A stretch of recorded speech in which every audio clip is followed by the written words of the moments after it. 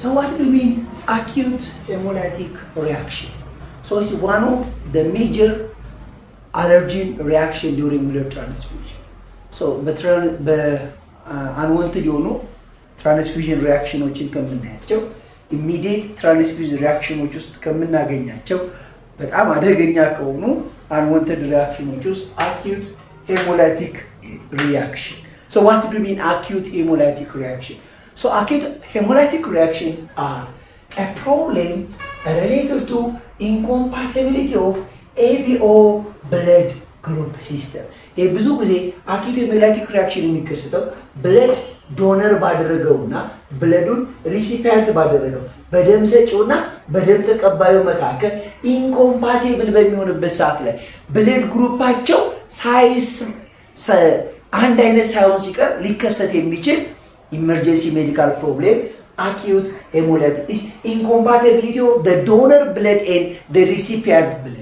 So ዶነሩና ሪሲፒያንቱ ብለድ ታይፓቸው ሪሲቭ ማድረግ የማይችሉት ከሆነ for example blood group O receive from blood group B blood group O ከብለድ ግሩፕ B የሚቀበል ከሆነ ኢንኮምፓቲብል ይፈጠራል ምክንያቱም ብለድ ግሩፕ O ከብለድ ግሩፕ B ስለማይቀበል. So they cause hemolysis.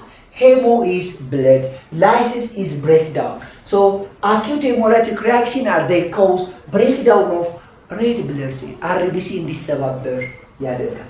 So what are the signs as well as the symptoms?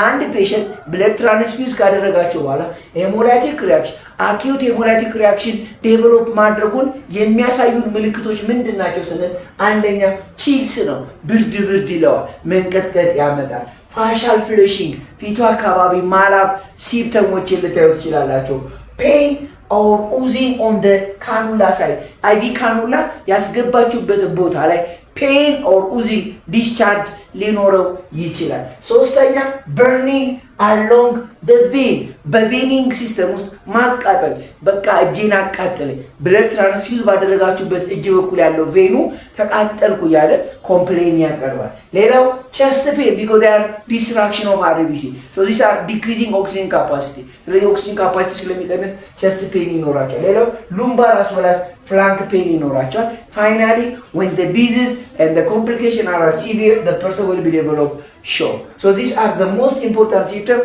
when a patient is suffering with acute hemolytic reaction. So what are the treatment?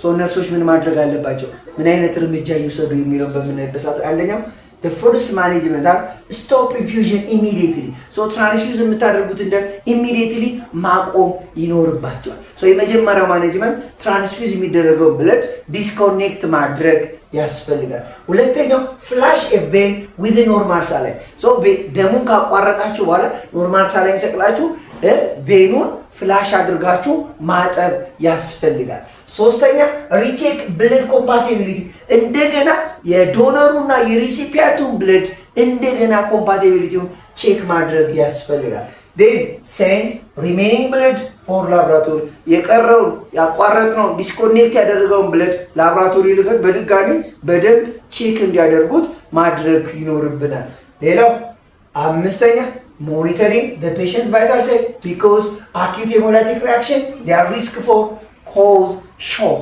ውስጥ ሊገቡባቸው ስለሚችሉ ሌላው administer medication as physician order when the emergency physician order to treating unwanted reaction so allergic reaction ጋር ተያይዞ የታዩ ምልክቶች ካሉ ለምሳሌ አንቲ አለርጂ or antihistamine medicationዎችን administer አድርጋችሁ በቀላሉ acute hemolytic reactionዎችን ትሪት ማድረግ ያስፈልጋል